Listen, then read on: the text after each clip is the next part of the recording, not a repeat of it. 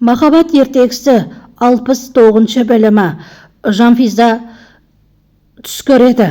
Түсінде Махирді көреді. Махирді айқайлап іздеп жүргенде бір адам денесі салынған нені көреді, затты көреді.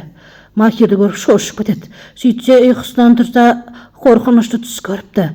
Дереу Махир деп іздеп жүргенде Махирге хабарласады. Махир телефонын алғанда ол тірі екенін біліп көңілі тыншиды. Мен қазір 20 минутта болам дейді Махир. Мавиш Күршетке барлығын айтып берді. Саваш Күршет пен Махирді өлтірем. Сосын маған Жанфизаны бересің деп айтты. Кіммен сөйлескенін білмеймін, бірақ сізге айтуым керек болды деді. Саваш Жанфизаға келіп, Жанфиза жүр кеттік деді. Қайда деді. Махирден бұрын мен сені бірінші сүйдім деді. Сол кезде Жанфиза Савашты аямай ұрды. Мен ешқайда да бармайым деді. Сол кезде Саваш адамдарын шақырды. Әзір ағаным барлығын естіген соң қайғырып жатты. Сара олардың қайда кеткендерін, қай демалыс орнына кеткенін де білмейді. Афет Гүлюзардан Севда таң атпай қайда кетті, түн жарымда келіпті ғой деді. Апа, мен Севданы білсем, ол жәдігер қалдыны іздеп жүр деді. Жәдігер қалды кім деп еді. Әфсане ғой әке деді Гүлюзар. Асаф төреге бір кісі хабарласып еді. Ол Ферман жайлы айтты. Ферман Илмас, я менің ұлым деді. Ұлым тірі ме деді. Сөйтті де қолынан телефоны түсіп кетті. Афет оны естіп шошыды. Севда жасырын полиция қызметкеріне келіп, жәдігер қалды деген кісіні тауып беріңіз. Қанша керек барлық ақшаны берем, аямайын деді. Махир Жанфиза үйіне келді, яғни демалыс орталығына келді. Келсе, Жанфиза жоқ.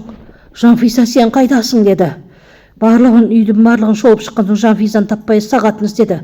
Сағатына қарап, олардың қайда екенін жолдарын ізіне түсті. Жанфизаны Саваш арқылы Рашид алдырған. Сен қандай адамсың өзі? Махир сені әкесіндей жақсы көреді ғой деді. Мен де Махирді өз ұлымдай жақсы көрем деді. Маған Махир керек, сен емессің деді Рашид. Үйге полиция қызметкерлері келіп, үйді тінтіп бастады. Ал Рашид болса Махирге хабарласып қайта телефонын ала алмай жатыр. Махир Жанфизаны алып кеткен орынды тапты да сырттағы адамдардың барлығын атып өлтірді. Сөйтті де есікті тарс етіп ішке кіргенде қаншама адамдарды көрді. Рашид сол кезде тапаншаңды таста деді. Сол кезде Савашқа қарап аларып қарады. Ал Рашид болса келісімге келейік деді. Бірақ Махир келісімге келмеді. Сол кезде Сәлімді шақырып, Сәлім аламай Жанфизаны алып кет деді. Ал оған Махир көнбеді. Сөйтті де Махирдің басынан бұрырып талдырып тастады. Сөйтті де Сәлім Жанфизаны алып кетпекші, күштеп алып кетпекші болды.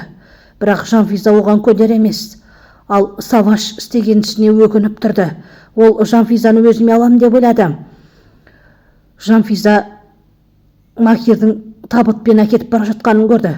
Сол кезде Саваш тоқта, Сәлім деп атам дегенде артынан Рашид Саваштың артынан атып жіберді.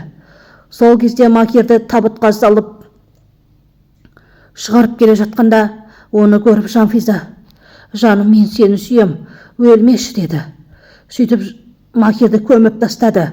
Ал Махир оянды қабірдің ішінде. Савашта есін жиып бастады. Сәлім Жанфизаға, кеуің өлді, енді оны ешкімде құтқара алмайды деді. Әкем құтқарады. Сосын Махир мені құтқарады сендерден. Сендер мені ешқайда да алып кете алмайсыңдар деді. 20 минуттың ішінде ешкім құтқармаса Махир өледі деді. Ал Махир шыға алмай табытты ұра бастады. Барлығын естіп тұрған Күршет Махирді құтқаруға кетті.